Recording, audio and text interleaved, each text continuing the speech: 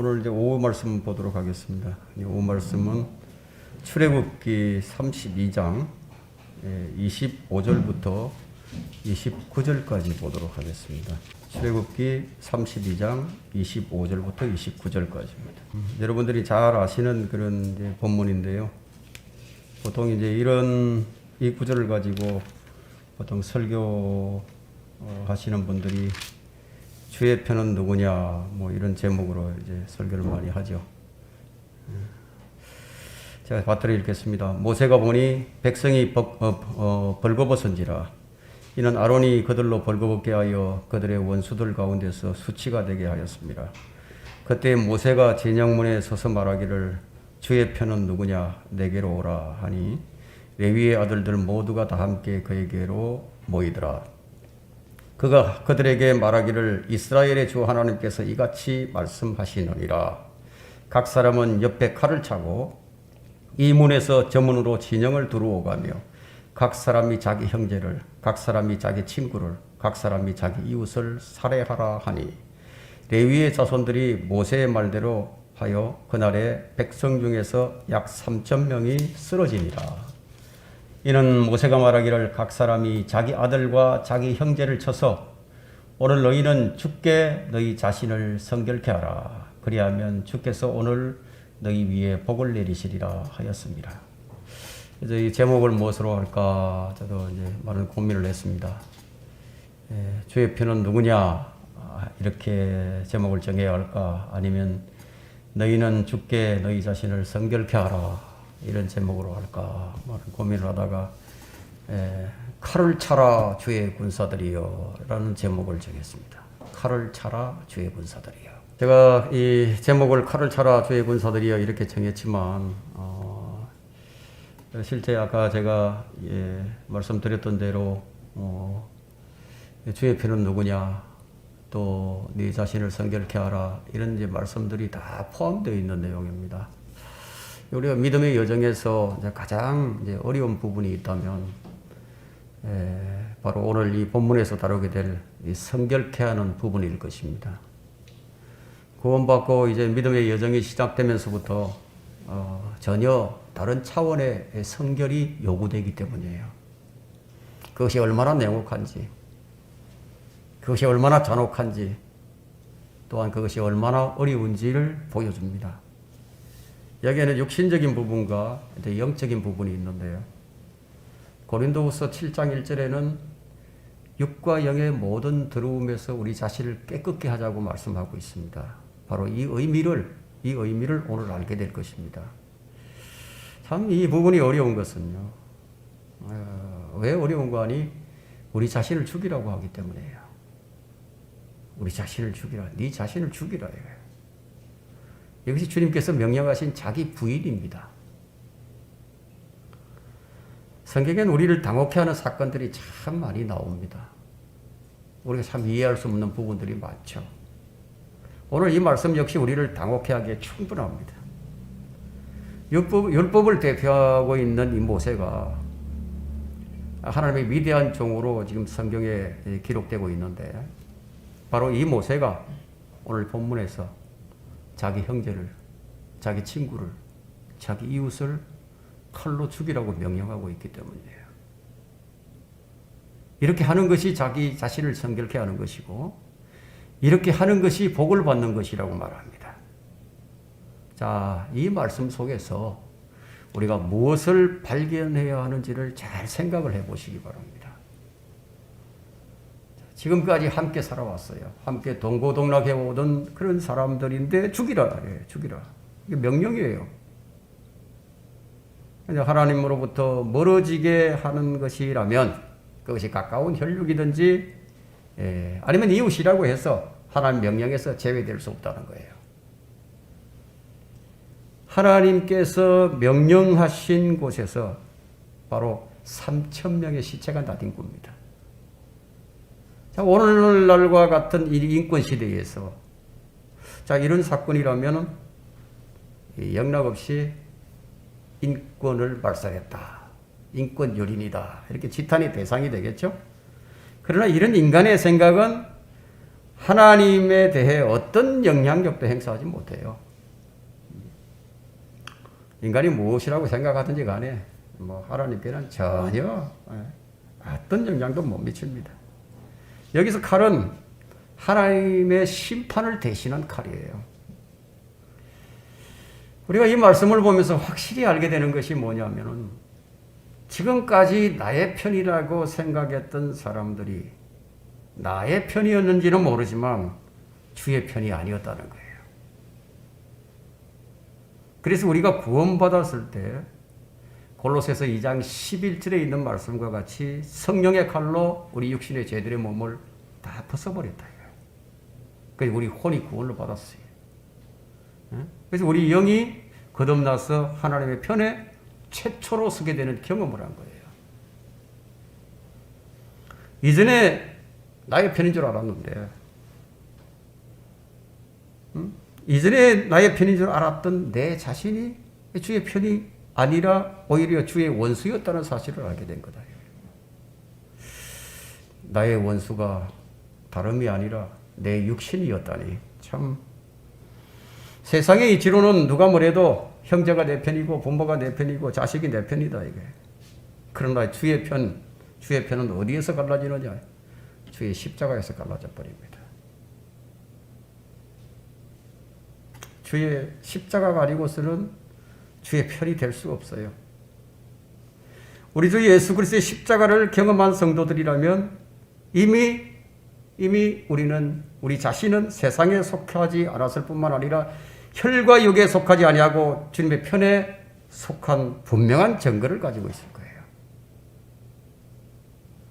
그래서 주의 편으로 옮겨진 사람은 무엇이 원수인지를 아는 겁니다. 원수가 누구냐? 내 원수가.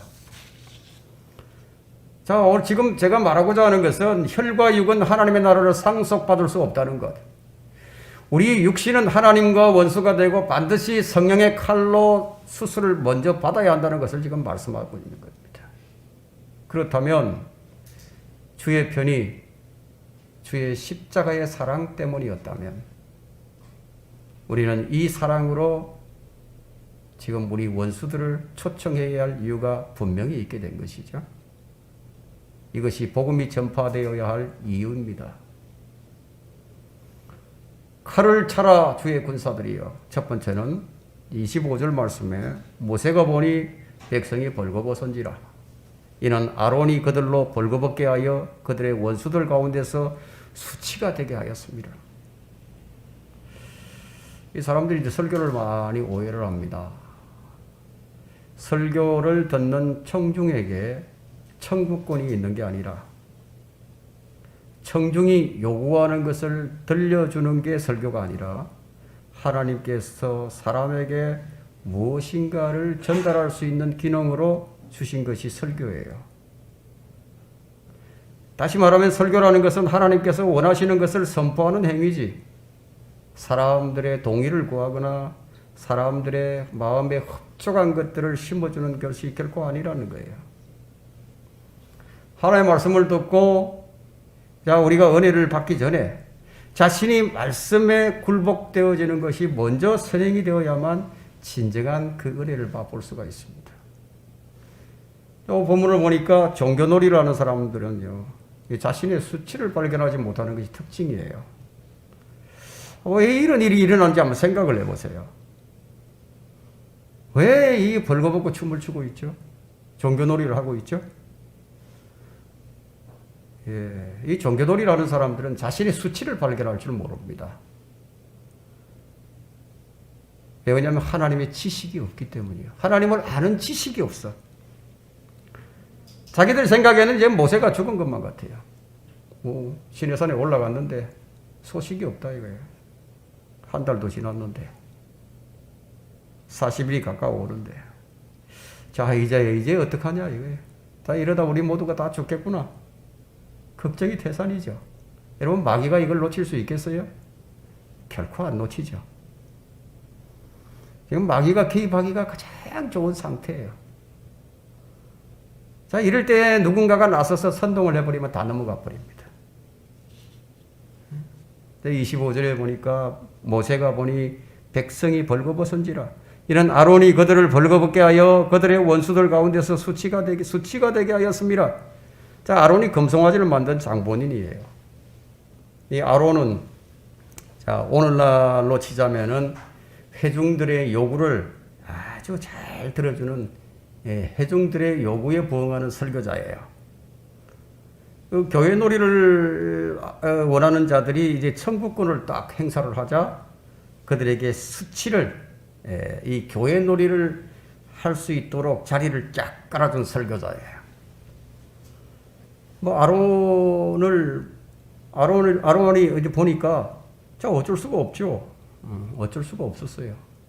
뭐 어쩔 수가 없어서 이렇게 한 거예요. 그러나 변명은 안 통합니다. 주님께. 이 시대의 교회 놀이는 그야말로 가관이에요. 온갖 형태로 종교놀이를 합니다. 교회 안에 세상의 모든 잡스러운 문화들이 다 유입이 되어서 창피한 줄도 모르고 그것으로 하나님을 섬긴다고 발광들을 한다. 왜 그렇죠? 하나님을 아는 지식이 없어요. 벌거벗은 채로 춤을 추며 하나님을 섬긴다고. 이것이 오늘날 교회 안에서 벌어지는 모습입니다. 저기 연주자들을 보세요. 연주자들.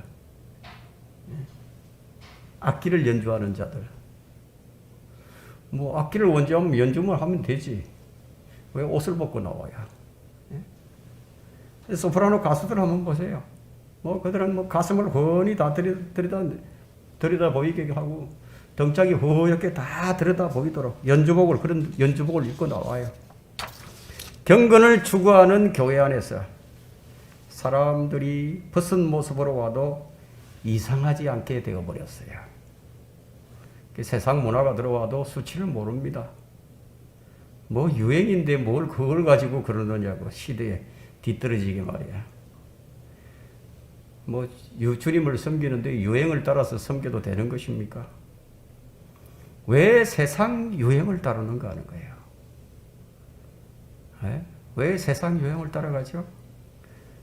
이 사람의 마음이 진리에 있는 게 아니라 음란과 타락으로 가득 찼기 때문에 그 타락한 마음이 그 타락한 옷차림을 요구하는 거예요.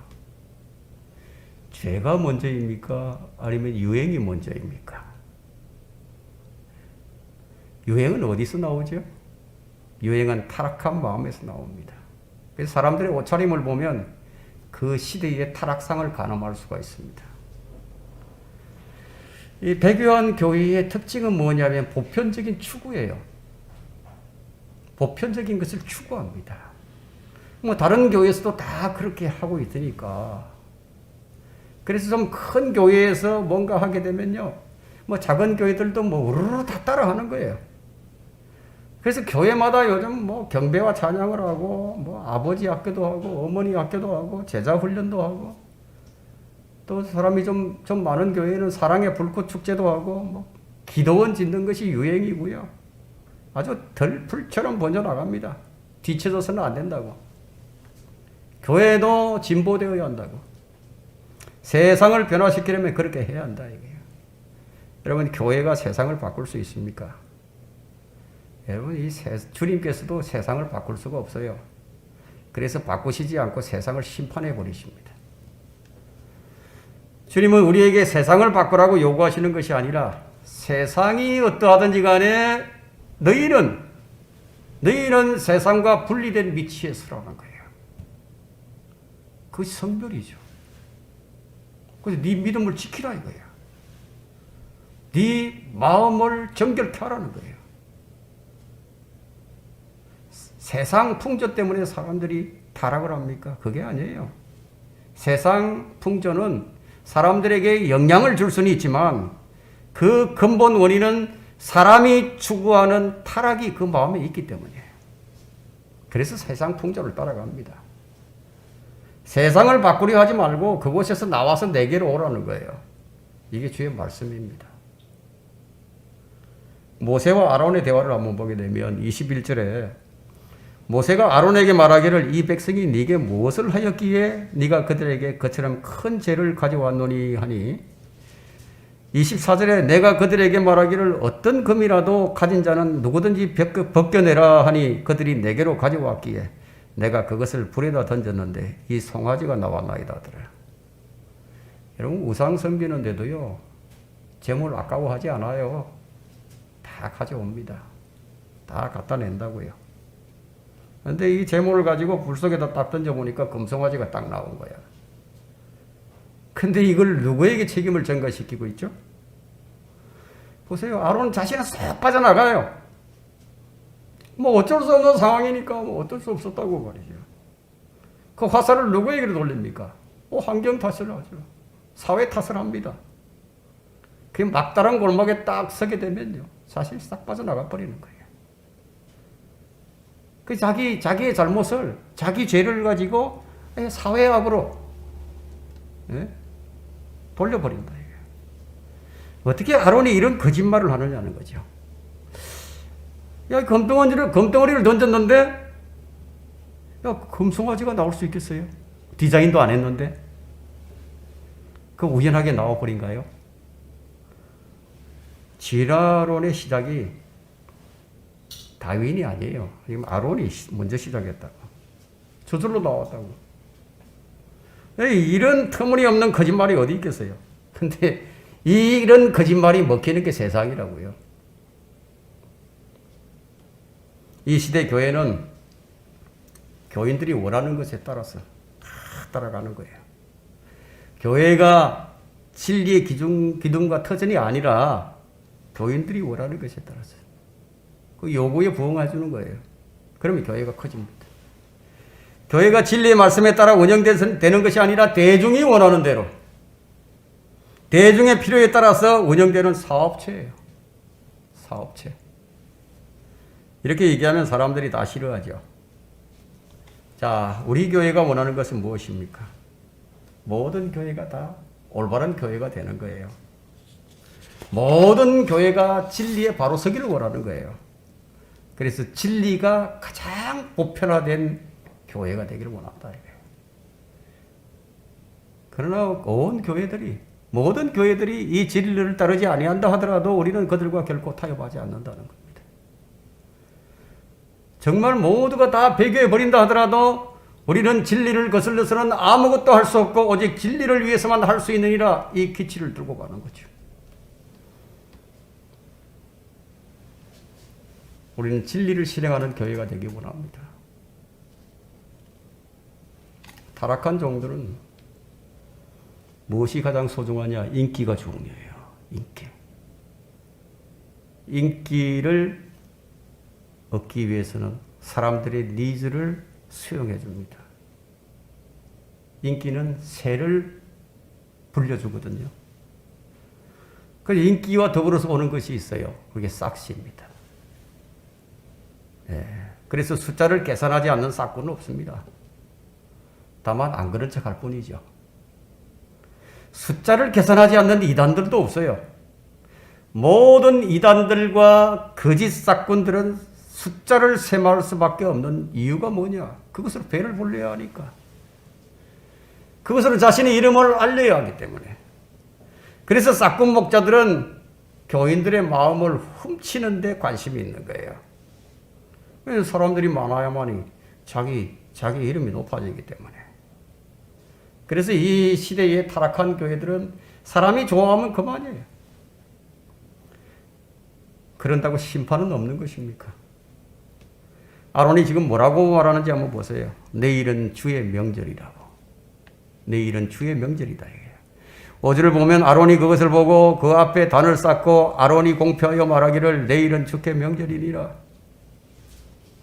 그들은 옷을 벗고 춤추는 것이 하나님께 경배하는 거예요. 사람들이 예배당에 모여서 율동도 하고 노래도 하고 온갖 전자악기들을 두들기면서 뭔가 감동만 있으면 그만이에요. 자기들에게 만족이 되면 하나님께서도 기뻐할 것이라고 생각을 합니다. 자기들이 찬양만 하면 하나님께서 그 찬양을 받아 주실 줄로 안다 이거예요. 그래서 자기들만이 기뻐하는 모임이 됐는데도 부끄러운 줄 몰라요. 왜 그런가 하면 그들의 하나님은 반응할 수 없는 금송아지니까 그래요. 만일 여러분의 섬김이 여러분이 원하는 대로라면 그럼에도 양심의 가책이 없다면 지금 금송아지를 섬기는 거예요. 하나님의 말씀은 살아있고 하나님은 살아계십니다. 누구라도 주의 말씀이 들린다면 반드시 그 말씀이 그를 찔러야 돼요. 주님과는 무관하게 내 좋을 대로 섬기고 있음에도 불구하고 괴로움은 그냥 오히려 즐겁다. 그냥 말씀을 들어도 아무런 찔림이 없다. 서로가 사랑으로 섬기지도 못하고 오히려 자기의 이기심과 자존심만을 챙겨서 그것만을 붙들고 주께 명절이라고 주의 명절이라고 주께 경배한다면 그럼 그것이 금송아지를 섬기는 것이 아니고 무엇입니까? 그것이 금송아지 섬기는 거예요. 아니, 금송아지를 섬기는 자의 특징은 뭐냐면 자신을 모른다는 것이고 부끄러움을 모른다는 것이고 벌거벗고 춤을 추는데도 부끄러움을 모르죠. 만일 성도들이 그리스도의 옷을 집어 던져버리고 신실한 성도의 삶을 살고 있지 않는데도 수치를 모른다면 얼굴에는 주님으로 인한 감사와 기쁨이 사라져 버렸고 무엇인가 자기 생각대로 진행되지 않았기 때문에 하는 괴로움, 그 괴로움, 무엇인가 이루어졌기 때문에 기뻐하는 이런 모습이 자신의 모습이라면 그러니까 금송아지를 섬기는 거예요. 이런 모습이 지금 현대교회의 모습이에요. 현대교회는 주의 말씀 앞에 떨며 두려워하지 않는 것이 특징이에요. 우리는 주의 말씀 앞에 얼마만큼 떨며 두려워하고 있는가? 나는 어떤가 하는 거예요. 주님은 그럼에도 기회를 주셔요. 그럼에도 기회를 주신다고. 주의 편이면 내게로 오라고 기회를 주신다. 계시록 3장 18절에는 내가 네게 권고하노니 내게서 불로 단련된 금을 사서 부유하게 되고 흰옷을 사서 입음으로써 너의 벌거벗은 수치를 드러내지 않게 하라 하며 또 안약을 내 눈에 발라 보게 하라 해요. 영적으로 눈이 멀어버렸어요. 여러분 삶의 모든 문제들이 어디서 나옵니까? 마음에서 나와요. 모든 문제의 원인이 밖에 있는 게 아니라 이 안에 있다 이거예요. 이제 문제의 원인은 내 안에 있다 이거예요. 교회 안에 그 원인이 있다 이거예요. 우리 안에 또 다른 것을 찾아 듣기 원하고 또 다른 것을 보기 원하는 바로 그 타락한 본성이 있다 이거예요. 그것이 문제예요. 이 문제를 보기 전에는 치유의 방책이 없어요. 벌거벗고 춤을 추고 있는데도 수치를 모르고 그냥 즐겨요. 근데 주님은 기회를 주시죠. 안약을 발라서 보게 하라고. 칼을 차라 주의 군사들이여. 두 번째는 26절이에요. 그때 모세가 진영문에 서서 말하기를 주의 편은 누구냐 내게로 오라 하니 레위의 아들들 모두가 다 함께 그에게로 모이더라. 이거예요. 성경의 원칙은 심판이 있기 전에 항상 주의 자비가 먼저 있음을 알 수 있습니다. 심판의 조건이 아주 간단해요.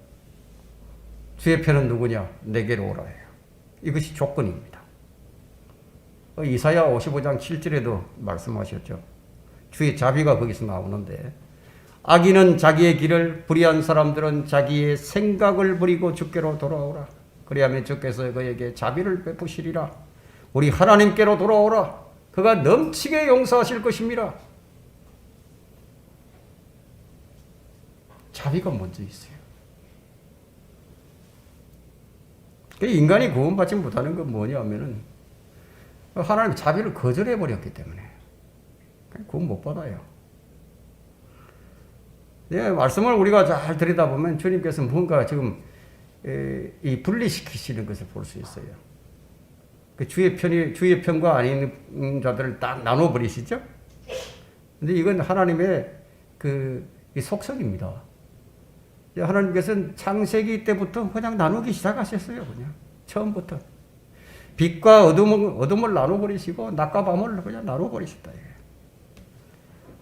하나님께서는 이 모든 일을 완성하실 때까지 계속 나누실 거예요. 아직 여러분이 나누지 않는 것이 남아있다면 주의 말씀에 근거해서 분리시켜야 합니다. 우리는 계속 나눠 가야 하는 거예요. 계속 뭔가 나눠야 할 게 있다 이거예요. 그것이 성결이에요. 성결. 우리는 주님 오실 때까지 계속 성결해 나가야 된다 이거예요. 왜냐면 한 번 하고 끝나는 게 아니라 계속 해 나갑니다. 그만큼 우리한테는 이게 참 버릴 게 많아요. 뭐 없는 것 같아도요. 여러분 털어서 먼지 안 나는 사람이 있어요? 다 털면 다 나와. 다 나온다고. 하나님의 성전된 우리 몸을 더럽히지 않아야 되겠죠. 이 죄악된 세상으로부터 거짓된 교회로부터 마귀의 진영에서 빠져나와야 된다. 금송아지를 섬기던 곳에서 나와야 된다는 거예요. 하나님을 경배하는 거룩한 장소에 머물러 있어야 된다는 거예요. 그래서 성결이 요구됩니다. 성결. 주님은 우리의 온 영과 혼과 몸이 주께서 오실 때까지 책망할 것이 없이 보존되기를 원하시고 계십니다. 거룩한 성별이 계속 요구되고 있죠. 그러나 인간은 이와는 반대로 무엇을 좋아합니까? 통합을 좋아한다. 누구나 다 좋아해요. 정치 통합, 이 종교 통합, 문화, 모든 분야에서 추구하는 것이 바로 통합이에요. 그래서 유엔도 이제 만들어지고 기독교 연합이라는 것도 만들어지고요. 인간이 추구하는 가장 가치 있는 표어가 하나. We are the world. 하나예요, 하나. 최초의 인간 정부가 세워진 바벨. 인간의 목표는 흩어지지 않는 것이에요. 그래서 창세기 11장 4절에 또 그들이 말하기를 가서 우리를 위하여 도성과 탑을 세우되 탑 꼭대기가 하늘에 닿게 하여 우리 이름을 내자. 그리하여 우리가 온 지면에 흩어지지 않게 하자. 근데 주님은 이와는 반대로 흩어버리신다. 창세기 11장 8절과 9절에 주께서 그들을 온 지면에 멀리 흩으시니 그들이 도성을 짓는 것을 거쳤더라. 그러므로 그것의 이름을 바벨이라 불렀으니 이는 주께서 거기에서 온 땅의 언어를 혼란케 하셨습니다. 주께서는 거기서부터 그들은 온 지면에 멀리 흩으셨더라. 인간이 하나 되자는 슬로건은 바벨론의 림노스로부터 시작이 됩니다. 그러니까 림노스는 적그리스도의 예표죠. 근데 좀 재밌는 것은 마지막 바벨론은 이게 계시록에 나오는데요. 바로 이 적그리스도의 상징인 카톨릭의 교황을 중심으로 한 이 에큐메니컬 운동, 종교연합 운동은 지금도 계속되고 있다. 그 무조건적인 하나예요. 그리스도 안에서가 하나가 아니라 어떤 종교든 괜찮다. 안 그런 것 같으죠? 이런 것들이 계속 지금도 진행되고 있어요.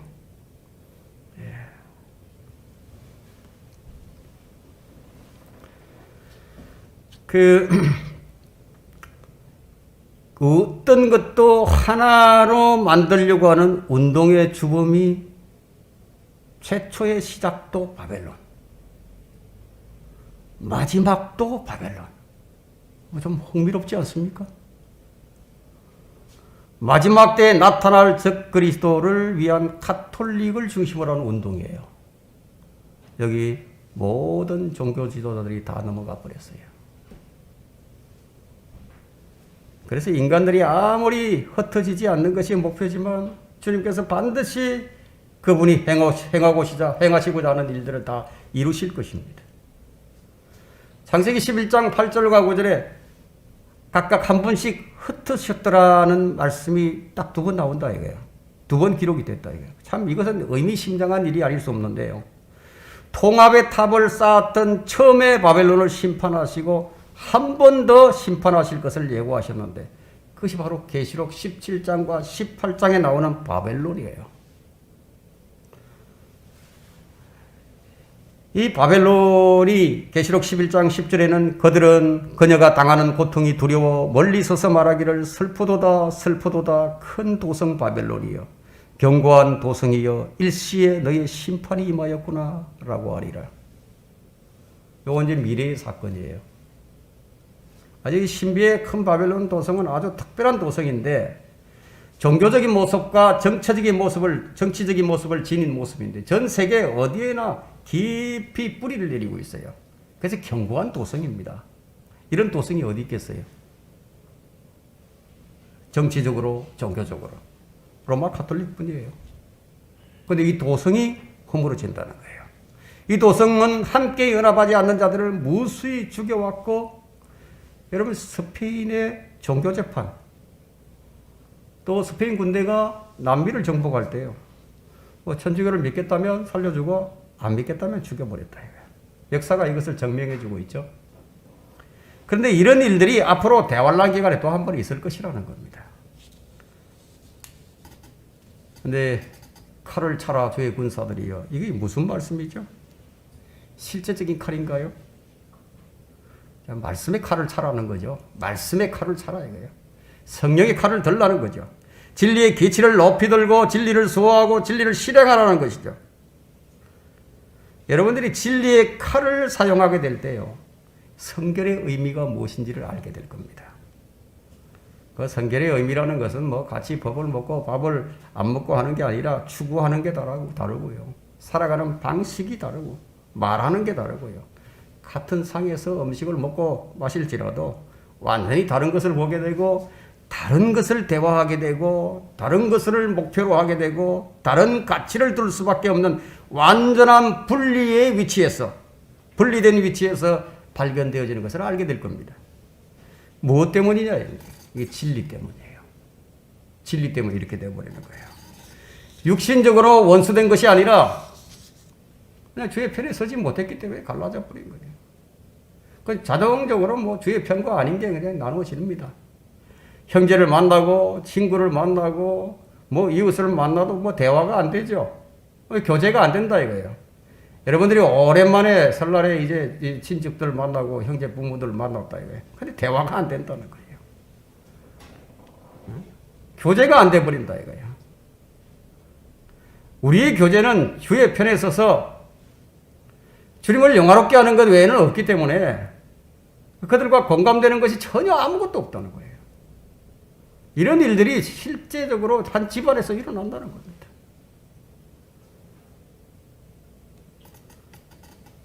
이전에 금송아지를 섬기던 그 섬김이 지금도 그 모습이 동일합니다.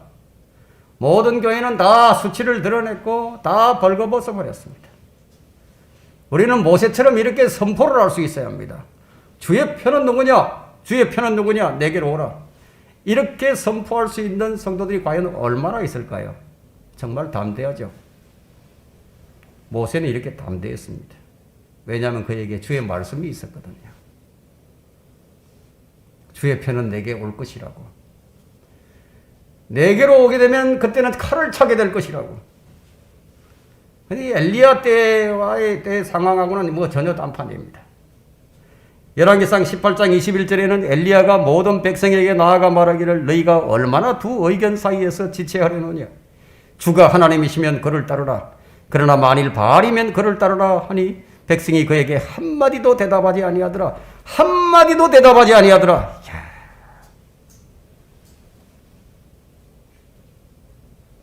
너희가 얼마나 두 의견 사이에서 지체하려느냐. 의의가 없는 사람들이에요. 선택을 못해. 내가 어정쩡한 성도의 모습. 하나님과 재물을 동시에 섬기기를 원하죠. 그러니까 양쪽의 발을 딱 딛고 서 있는 거죠. 근데 주님께서는 한쪽만 요구하시는 거예요. 그래서 우리 믿음은 두 줄 타기가 아니라 외줄 타기예요. 그것이 주의 길입니다. 외줄이에요, 외줄. 여러분이 주의 편이라면 칼을 차라는 명령을 받았을 것입니다. 26절에 그때 모세가 진영문에 서서 말하기를 주의 편은 누구냐? 내게로 오라 하니 레위의 아들들 모두가 다 함께 그에게 모이더라. 그래도 엘리야의 때와는 좀 다르게요. 모세의 때에는 주의 편이 좀 있었어요. 그래도 나오는 사람들이 있는 거예요. 레위의 아들들 모두가 다 함께 그에게로 왔습니다. 자, 근데 29절에 이제 이런 말씀이 주어집니다. 이는 모세가 말하기를 각 사람이 자기 아들과 자기 형제를 쳐서 너희는 오늘 주께 너희 자신을 성결케 하라.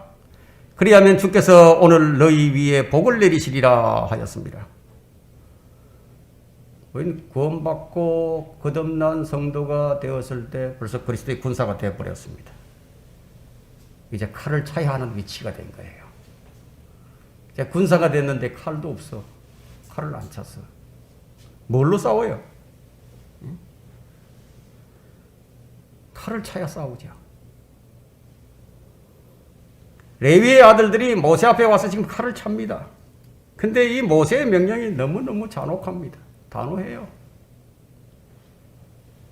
보통 의적 결단을 하라는 게 아니에요.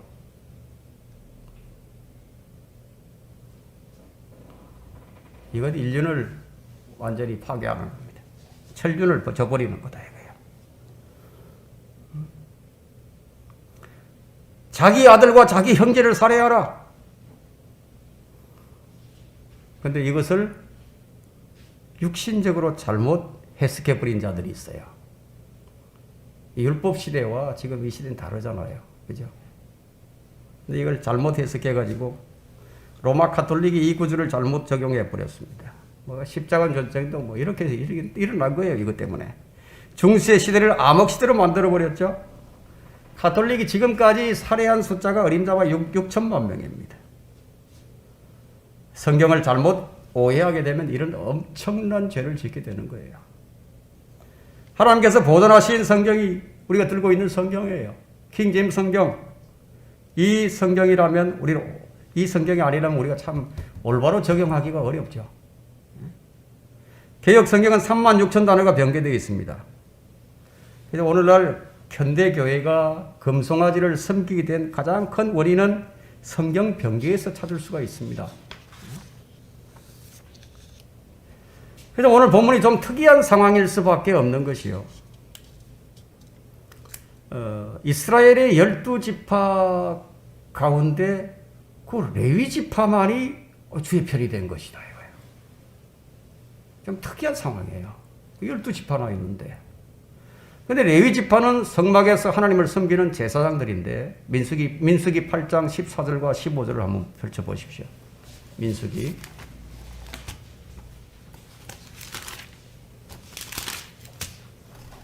8장 14절 15절 8장.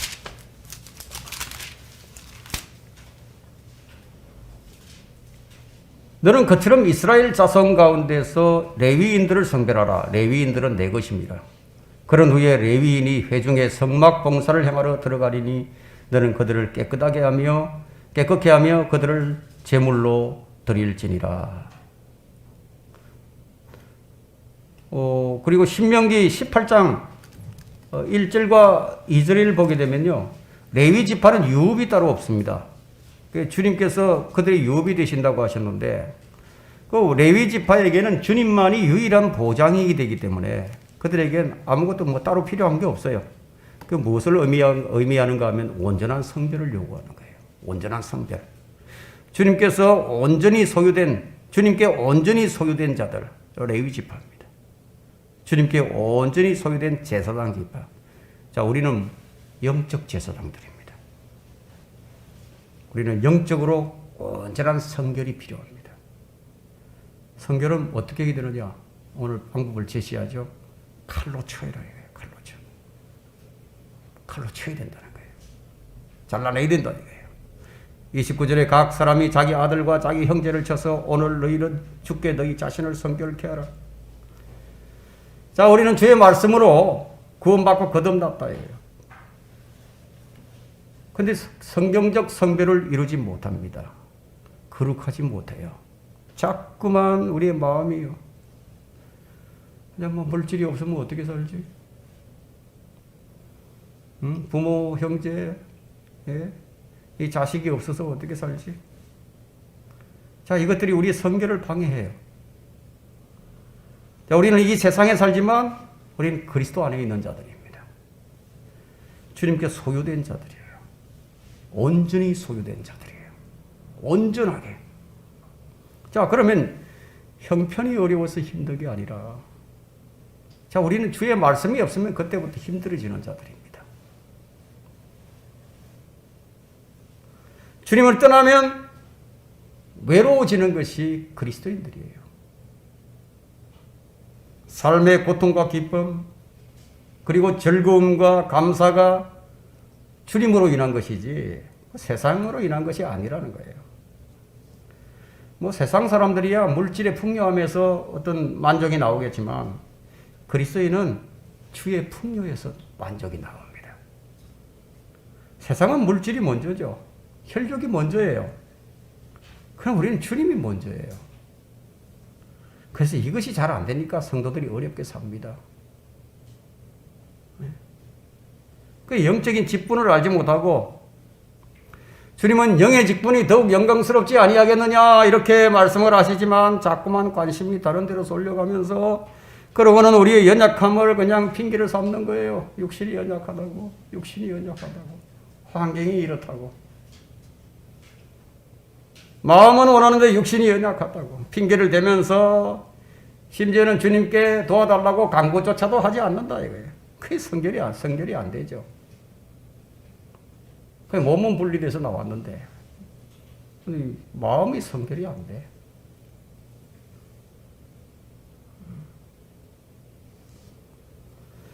모세가 뭐라고 말합니까? 각 사람이 자기 아들과 자기 형제를 쳐서 오늘 너희는 주께 너희 자신을 성결케 하라. 성결의 방법이 칼로 치는 거다 이거예요. 세상은 어떻게 성결을 방해하고 있는가 보면요. 여러분 출애굽기 8장을 한번 펼쳐보십시오. 이 세상이 우리를 좀 이렇게 이제 성결을 하지 못하도록 방해하는데요. 별 타협을 다 해 들어옵니다. 8장 28절 한번 보세요. 파라오가 말하기를 내가 너희를 가게 하리니 너희가 주 너희 하나님께 광야에서 희생제를 드리되 다만 너무 멀리 가지는 말고 나를 위하여 간구하라 하더라. 이게. 파라오가 지금 무엇을 요구하고 있는지 한번 잘 보세요. 야, 니들이 뭐 구원받으려고 하는데 내가 어떻게 그것까지 막을 수 있겠느냐? 뭐 구원받고 싶으면 그냥 구원받으라 이거예요. 니들이 나를 떠나가려고 하는데 네 의지를 내가 어떻게 꺾을 수 있겠느냐? 그냥 하라 이거 좋다. 네가 원하는 대로 그렇게 하라 이거예요. 그러니까 첫 번째 타협 안에 딱 들어옵니다. 너무 멀리는 가지 말라고. 언제든지 돌아올 수 있는 위치에 서 있으라고. 이것이 세상이 그리스도인들에게 하는 요구예요. 두 번째는 나를 위해서 좀 간구 좀 하라고. 말하자면 재물과 하나님을 동시에 섬기라는 얘기예요. 왜 세상이 이렇게 그리스도인들에게 이런 요구를 하느냐면요. 뭐 계속해서 종으로 좀 부려먹어야 하는데. 그런데 주님은 우리에게 이렇게 말씀하십니다. 누가복음 9장 23절에 누구든지 나를 따라오려거든 자기를 부인하고 날마다 자기 십자가를 지고 나를 따르라. 주님은 나를 따르라. 우리가 그리스도인이 되었다면 보혈의 능력으로 살라는 거예요. 말씀의 칼로 잘라낼 것들을 다 잘라내고 주님을 따르라는 얘기예요. 이게 자기 부인이에요. 왜 우리는 자기 부인을 하지 않으면 안 되는 것인가 하는 거예요. 왜냐하면 우리 마음속에 나오는 것들이 너무 많기 때문이에요. 우리 마음속에서 나오는 것들은 마가복음 7장에 있죠. 마가복음 7장 20절을 보시면 나옵니다. 뭐가 기어 나오는지 보세요. 우리 마음속에 있는 것이.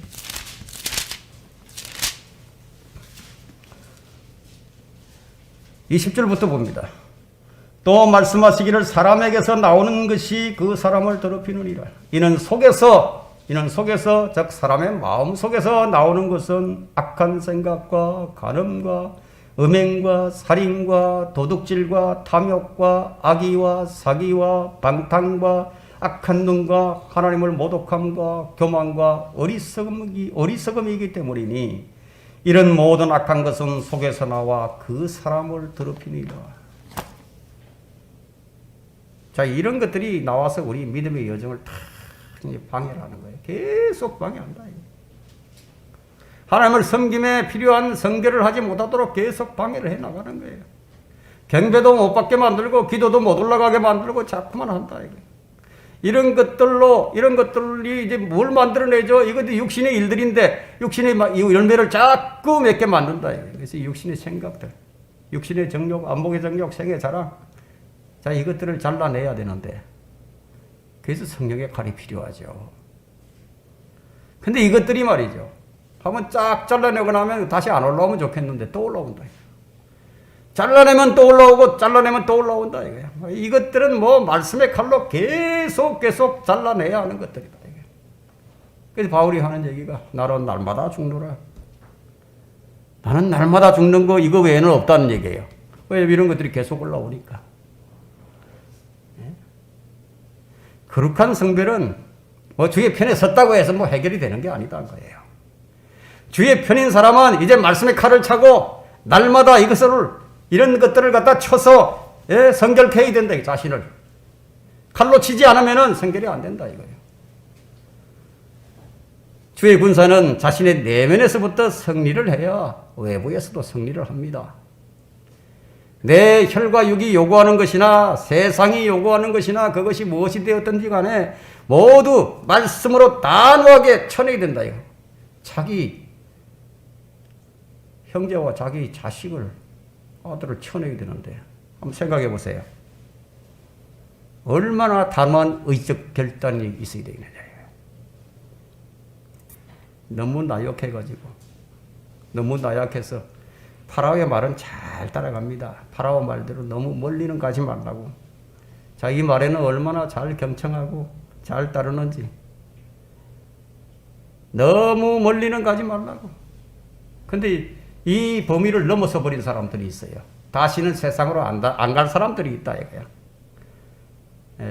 다시는 세상으로 되돌아가지 않을 사람들이 있다. 이들에게는 또 무엇이냐? 세상을 위해서 기도하라고. 나가지 말고 그냥 거기서 세상을 위해서 기도하라. 이 말도 얼마나 잘 듣는지. 여러분들 속에서 파라오가 늘 이렇게 속삭입니다. 칼을 쳐라 주의 군사들이여. 세 번째 27절이에요. 그가 그들에게 말하기를 이스라엘의 주 하나님께서 이같이 말씀하시느니라. 각 사람은 옆에 칼을 차고 이 문에서 저 문으로 진영을 두루오가며 각 사람이 자기 형제를, 각 사람이 자기 친구를, 각 사람이 자기 이웃을 살해하라 하니. 우리는 이 칼이 어떤 칼인지 성경에서 확인해 볼 필요가 있습니다.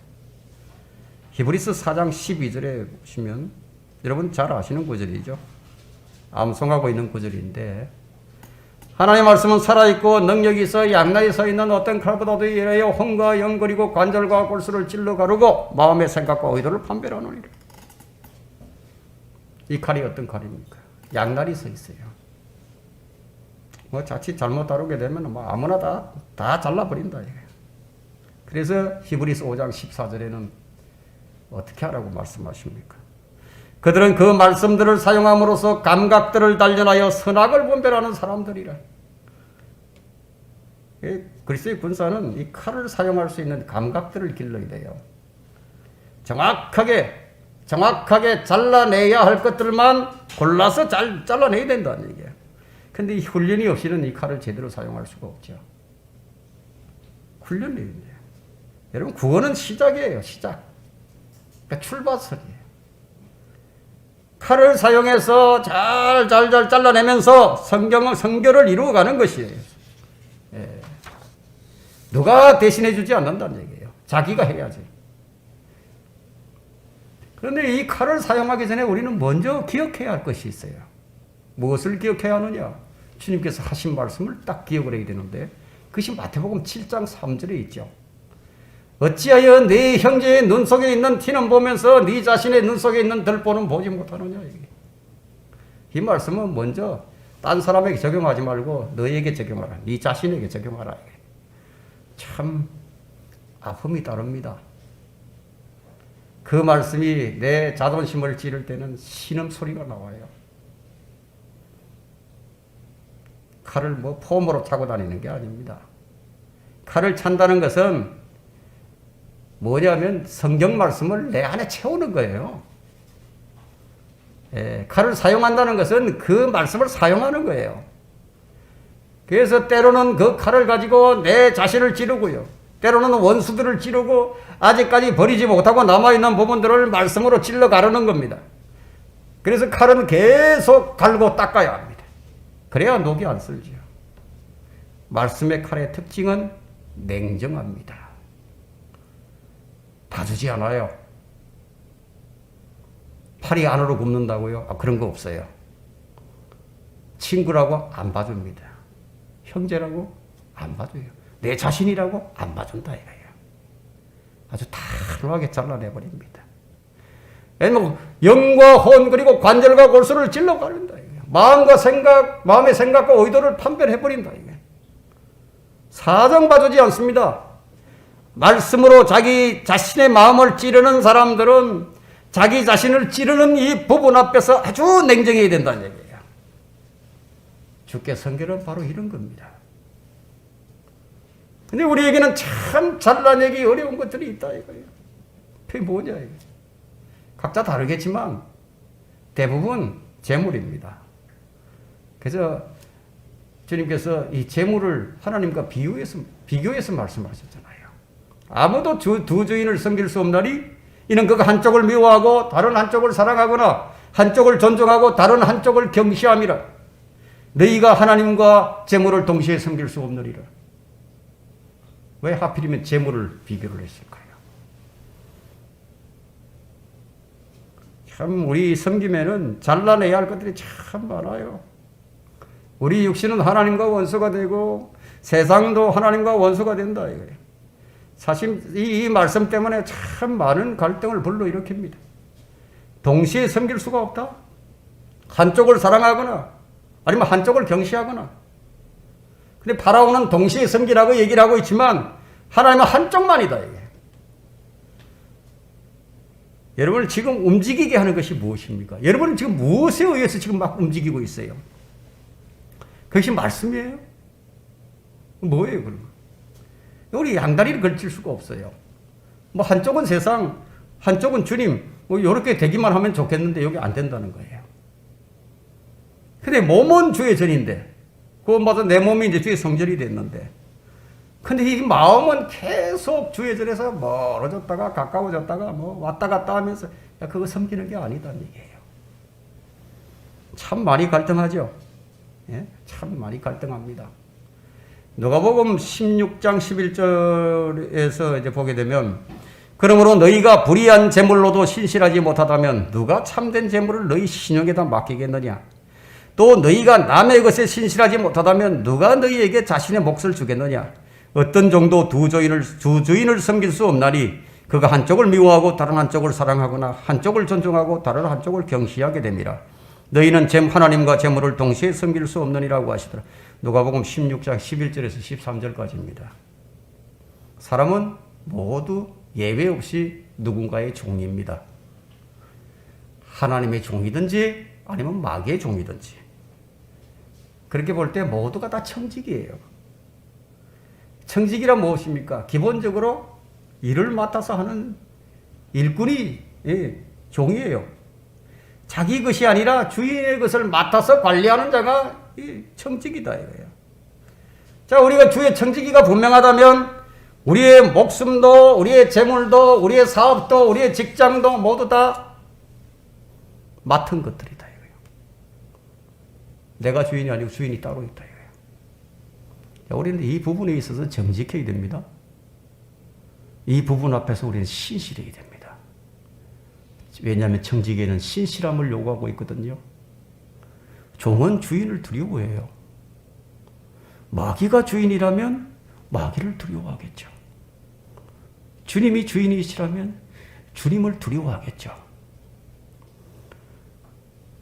여러분들이 주의 말씀의 칼을 사용해서 여러분의 안팎에 있는 것들을 다 잘라내었을 때 그때 알게 되는 것이 뭐냐면 주님만이 나의 유일한 보장이시고 주님만이 나의 유일한 복이라는 것을 알게 됩니다.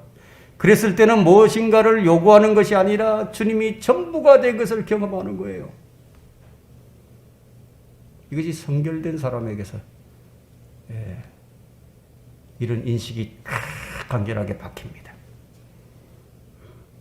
왜 주님을 따르는 것이 이렇게 어려운지 아직 이런 것을 경험하지 못했기 때문이에요. 말하자면 아직 잘라내야 할 것들, 말씀의 칼로 잘라내야 할 것들을 잘라내지 않고 있다는 거예요. 여러분 안팎에 있는 세상과 육신을 다 버려야 된다는 거예요. 주의 편에 섰다면 주의 명령을 따라야 되겠죠. 주께 자신을 성결케 하는 것은 그냥 뭐 쉽게 그냥 뭐 편안하게 되는 게 아니에요. 혈육을 자르는 아픔이 동반한다는 겁니다. 우리는 이 말씀을 들으면서 이 말씀에 우리는 굴복을 해야 됩니다. 주님은 나의 무엇을 원하시느냐? 내 전부를 원하십니다. 나의 전부. 성결케 되지 않는 것은 그것을 어떻게 주님께 드릴 수가 있겠어요? 우리가 영적인 레위인이라면, 우리가 영적인 제사장들이라면 내 것은 없다 이거예요. 오직 우리의 유업은 그리스도시다 이거예요. 오늘 우리에게는 단호한 결단이 필요합니다. 여호수아처럼 이런 결단이 있어야 합니다. 다른 사람의 눈치 볼 거 없다는 얘기예요. 누가 뭐라고 어떻게 하든지 간에 상관없다는 얘기예요. 여호수아 24장 15절에 만일 주를 섬기는 것이 너희에게 악하게 보이거든 하수 건너편에서 너희 조상이 섬기던 신들이거나 너희가 거하는 땅에 아모리인들의 신들이든 간에 너희가 섬길 자를 오늘날 너희가 택하라. 그러나 나와 내 집은 주를 섬기리라. 너희들이 알아서 하라는 거예요. 이제 너희들 알아서 하라 이거예요. 너희들이 뭐 다 주를 버리고 떠날지라도 너희들이 어떻게 하든지 간에 그건 나와 내 집은 주님을 섬기겠다. 너희가 구원을 받든지 아니면 포기를 하든지 너희가 유업을 받든지 아니면 포기를 하든지 그 어정쩡하면 안 된다는 얘기예요. 주의 편이 누구입니까? 주의 편인 레위인들은 말씀의 칼로 세상을 잘라버리는 아픔이 있다 할지라도 혈육을 잘라내는 아픔이 있다 할지라도 살해하라 명령이에요. 이것이 주의 군사된 자들에게 내린 명령이라는 겁니다. 여러분들이 주의 군사가 된 성도라면 말씀의 칼을 사용하라는 겁니다. 말씀의 칼을 사용하게 될 때 복이 너희 위에 임하리라. 주께서 여러분의 유업이 되신 것이 그것을 입증하실 겁니다. 주님은 우리가 성결케 되기를 원하십니다. 결론은 그리하면 주께서 너희 위에 복을 내리시리라. 이는 모세가 말하기를 각 사람이 자기 아들과 자기 형제를 쳐서 오늘 너희는 주께 너희 자신을 성결케 하라. 그리하면 주께서 너희 위에 복을 내리시리라 하였습니다. 29절이죠. 조건적이에요. 우리가 신명기 28장부터 32장에 나오는 이 팔레스타인 언약의 이 복이 조건, 복과 저주 나오죠? 조건적이래. 그 자를 것을 자르지 못하면 성결케 안 된다는 거죠. 영적 수술을 받은 우리들은 구원을 받을 때 성령에 의해서 육신의 죄들의 몸을 벗어버렸어요. 이미 우리는 주의 편이 딱 돼버린 거예요. 세상과는 분명히 다른 편이에요. 위치가 다르고 신분도 다 달라요. 네, 달라져 버렸다 이거예요. 이건 뭐 무효시킬 수 없어요. 물릴 수 없어요. 근데 아직 주님을 온전히 따르지 못하거나 주의 말씀을 능숙하게 사용하지 못한다면 그 원인이 뭐냐? 아직 잘라내야 할 것들 안 잘라냈다. 그대로 방치하고 있다는 겁니다. 주님이 원하시는 것은 무엇입니까? 내가 거룩하니 너희도 거룩하라. 어디에서? 모든 행실에서. 그 마음만 가지고 안 돼요. 모든 행실에서. 그게 성결이에요. 주의 편은 누구냐? 주의 편이라면 내게로 오라. 와서 성결을 이루라. 그때 무엇이 보이는가 하면 그때 자신이 보이고 자기 형제가 보이고 이웃이 보이고 주의 약속이 보이고 주의 유업이 보인다 이거예요. 오늘 말씀이 각 사람은요, 자기 아들과 자기 형제를 쳐서 오늘 너희는 주께 성결케 하라. 복은 조건적입니다. 성결이 전제예요. 오늘 우리는 먼저 내 자신을 부인하지 않으면 아무것도 할 수 없다는 것을 깨닫습니다. 주께서 너희 위에 복을 내리시리라. 사람들은 복 받는 거 참 좋아하죠. 제일 좋아하는 게 복 받는 거예요. 근데 여기서 복을 말씀하시는데 복이 무엇일까요? 복이 주님이에요. 내가 주님의 유업에 속한 자라는 걸 아는 게 복이에요. 주님께서 나의 모든 것이 되심을 내 마음에 받아들이고 믿는 것이 복이에요. 오늘 말씀의 핵심이 무엇입니까? 말씀의 칼을 사용하는 거예요. 칼을 차라 주의 군사들이요. 칼을 사용하는 거예요. 이것이 온전한 성결입니다.